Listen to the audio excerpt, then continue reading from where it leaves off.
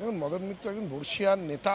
অভিষেক বন্দ্যোপাধ্যায় যে প্রধান সমস্যা, এটা তো সবার কথার মধ্যে দিয়েই উঠে এসেছে। এই যে মদন মিত্র যোগদান করেছে এবং যেটার কলকাঠি বলা যায় সম্পূর্ণ সমীকরণ তোমার হাতে হয়েছে, কি বলবে? দেখুন, মদন মিত্র একজন বর্ষিয়ান নেতা, দীর্ঘদিন থেকে তৃণমূল কংগ্রেস করেছেন। একটা সময় তৃণমূল কংগ্রেসকে দাঁড় করাবার ক্ষেত্রে, শক্তিশালী করার ক্ষেত্রে তার অবদান কেউ অনস্বীকার্য।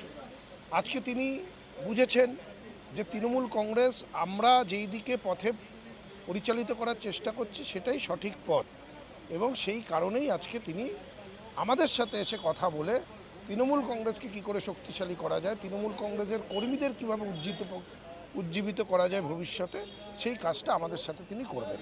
মানে 21শে জুলাইয়ের আগে মদন মিত্রের মতো হাই প্রোফাইল এরকম একজন ব্যক্তি কালীঘাট তৃণমূল ছেড়ে আজকে তোমাদের শিবির জয়েন করলো, সেটা আরও সুবিধা হয়ে গেল। দেখুন, এগুলো শব্দবন্ধন। তৃণমূল কংগ্রেস আমরাই, তৃণমূল কংগ্রেস আমরাই স্বীকৃত তৃণমূল কংগ্রেস, এবং 21শে জুলাই তৃণমূল কংগ্রেসের পক্ষ থেকে গান্ধী মূর্তির পাদদেশে শহীদ স্মরণের সমাবেশ আমরাই করব, তৃণমূল কংগ্রেসই করবে। মদন দেশেই তো বিস্ফোরক অভিযোগ করলেন অভিষেক বন্দ্যোপাধ্যায়কে নিয়ে।